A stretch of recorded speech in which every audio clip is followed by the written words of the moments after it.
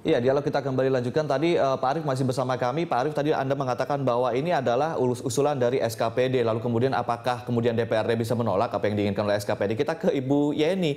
Bu Yeni, ini kalau misalnya yang di alur begitu politik budget yang kemudian diungkapkan oleh dari pihak DPRD sendiri memang sepertinya memang mengamini, berarti kalau misalnya memang bisa dibicarakan, anggaran bisa disesuaikan begitu.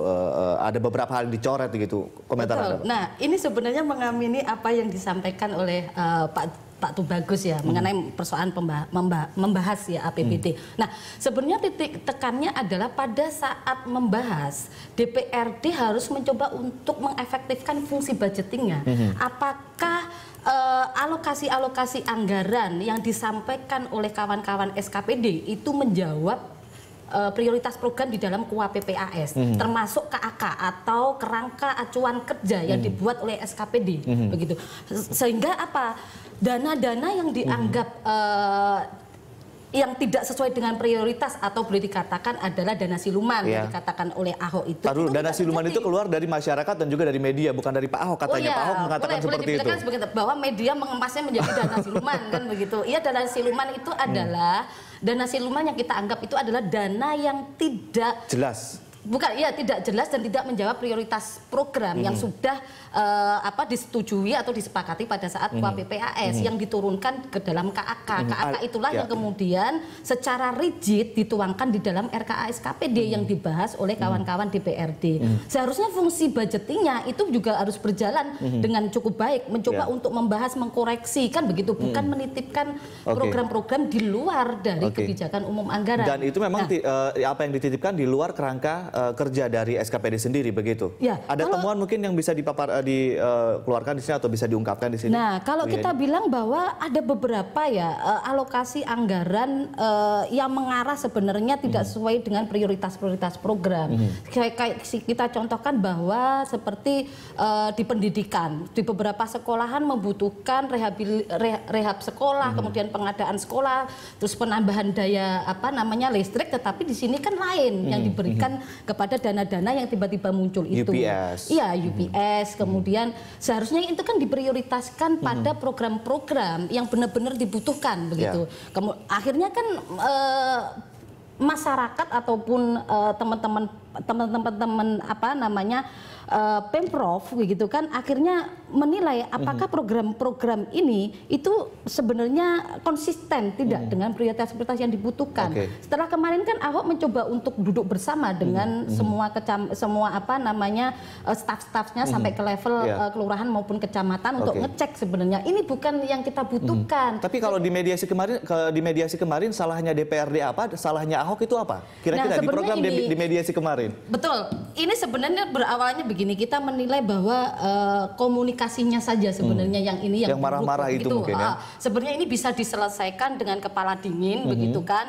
Kita lakukan bahwa kita cobalah bedah bareng-bareng apa yang dianggap ini menyalahi prosedur begitu kan. Kira-kira apa yang bisa kita lakukan untuk mencoret dana yang tidak sesuai dengan prioritas-prioritas yang sudah ditetapkan di dalam KUAP-PAS, baik itu dari eksekutif maupun legislatif. Kita harus konsisten begitu loh dengan kebijakan umum anggaran yang sudah kita ke Pak Arief kembali. Pak Arief, sebentar Pak, ini dulu. Yang tadi saya mencoba untuk menyambung dari ini ya Pak Arief, bahwa kita tegaskan Pak Arief bahwa DPRD itu tidak mempunyai kewenangan sampai membahas ke Satuan 3. Itu sesuai dengan Undang-Undang MD 3 nomor 17 tahun 2003. Begitu, itu yang harus dipahami. Artinya menyalahi konstitusi begitu. Iya, Satuan 3 yang sudah diketok palu oleh MK itu memang seperti itu. Itu tidak bisa membahas sampai ke Satuan 3. Makanya kenapa teman-teman Pemprov menemukan ini.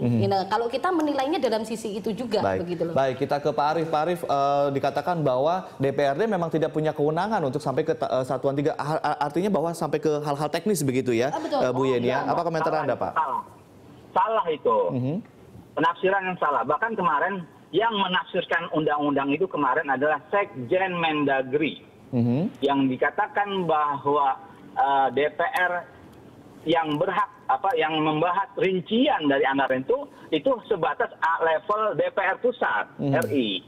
tentang APBN. Tapi kalau DPRD, karena dia ada pemerintah daerah, dia harus rigid. Itu kata Sekjen Mendagri kemarin dalam mediasi.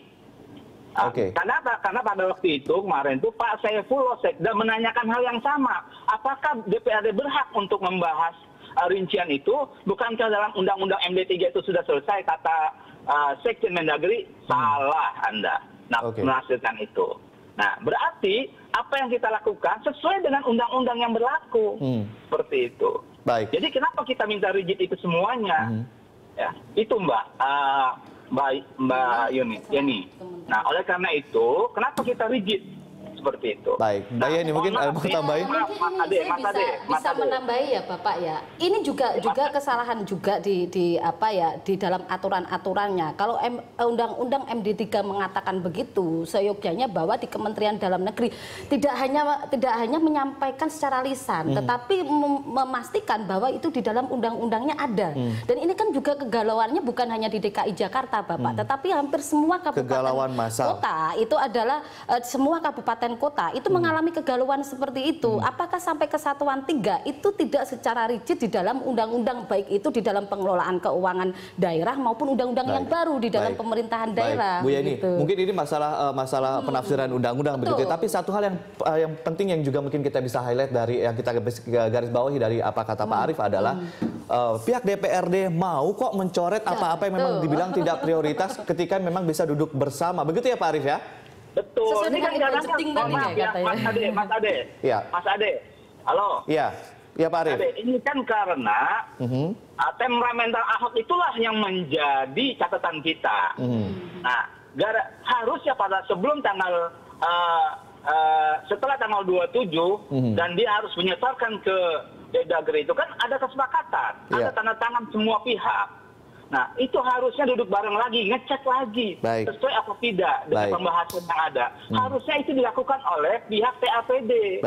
Nah, tapi kenapa dia bercuap-cuap di media, bahkan menyalahkan kita, mengatakan kita rampok, garong, oknum segala macam. Itu kan sesuatu yang naif, malu kita. Baik, Pak Arief. Orang pemimpin DKI seperti itu. Pak Arief, ada informasi yang mengatakan bahwa kemudian DPRD kemudian mengajukan 4 tuduhan pada Ahok yang ada dugaan suap, pencemaran nama baik, lalu kemudian juga mengadukan ke Kemendagri masalah etika, lalu juga pemalsuan dokumen. Akan berujung seperti apakah nanti Pak kasus ini atau isu ini? Nah, ini kan ada 3 ya Mas ya. Ini kan ada pertama dalam hal ini pertama kita melihat ada sisi yang pertama administrasi, alur keuangan yang dibahas. Ini ranahnya Mendagri sekarang ini. Nah, yang kedua dan yang ketiga adalah masalah hukum dan politik. Baik. Nah, kalau masalah hukum ini temuan-temuan kita karena pada tanggal 6 dan tanggal 18 ternyata terbukti Ahok dan teman-temannya melakukan revisi APBD 2015 tanpa pembahasan dengan DPRD. Baik. Ini temuan kita, karena ini loh hukum. Tapi tujuan utamanya nanti apa Pak? Dari semuanya ini tujuan utamanya apa Pak? Ya, kita tetap di hak politik itu adalah melakukan hak angket, melakukan investigasi. Siapa nih yang melakukan ini? Siapa komandannya? Siapa yang melakukan perubahan? Dan siapa yang mengunci e-budgeting? Dan sejak kapan entry data itu sejak kapan? Baik. Karena seperti itu. Tanggal 27 Januari 2015 adalah ketok palu. Nah, setelah itu baru kita bisa melakukan e-budgeting. Tapi sekarang kenapa e-budgeting sudah dikunci dan ketika itu juga dikatakan siluman? Baik. Jadi untuk mengetahui siapa biang kerok di balik ini semua, kita akan kembali Pak Arief dan juga Bu Yeni setelah jeda yang satu ini. Kita masih punya satu segmen dan pemirsa tetaplah bersama kami di Jurnal Pagi.